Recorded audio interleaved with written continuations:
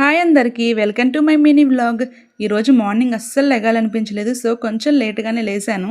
మార్నింగే ఇంకా ఫ్రెష్ అయిపోయాను. అండ్ దాని తర్వాత ఇంకా నైట్ సోక్ చేసుకున్న ఆల్మండ్స్ ఉన్నాయి కదా, ఫస్ట్ అయితే వాటిని పీల్ చేసుకుని అయితే తినేస్తున్నాను. అండ్ కాసేపు తర్వాత బ్రేక్ఫాస్ట్ కోసం ఇక్కడ దోశలు అయితే ప్రిపేర్ చేసుకుంటున్నా. ఈ దోశల్లోకి ఇంకా కొంచెం టమాటా పచ్చడి వేసుకొని అయితే తినేస్తున్నాను. దోశ ఆర్ ఇడ్లీకి నాకు ఇలా టమాటా పచ్చడితో తింటేనే చాలా ఇష్టం. పప్పుల చట్నీతో అస్సలు తినాలనిపించదు. సో ఇంక ఇలా డైలీ బ్రేక్ఫాస్ట్ లోకి ఇలా టమాటా పచ్చడి చేసుకుని తింటాను. ఎవరైనా ఇంటికి వస్తే వాళ్ళ కోసం అయితే పల్లీ చట్నీ చేస్తాను. అండ్ ఇక్కడ బ్రేక్ఫాస్ట్ తర్వాత నేను వేసుకోవాల్సిన టాబ్లెట్స్ ఉంటాయి కదా, అవి అయితే వేసుకుంటున్నాను.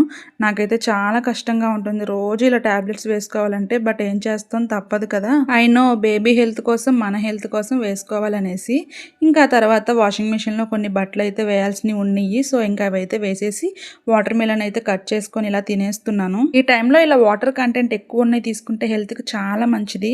ఆఫ్టర్నూన్ లంచ్ కేమో ఇలా తోటకూర ఫ్రై అయితే చేసుకుంటున్నాను. ఎందుకో నాకు ఈ తోటకూర అంటే అస్సలు నచ్చదు. లైక్ గోంగూర, చుక్కకూర అయినా కొంచెం పుల్ల పుల్లగా ఉంటాయి కాబట్టి తింటాను.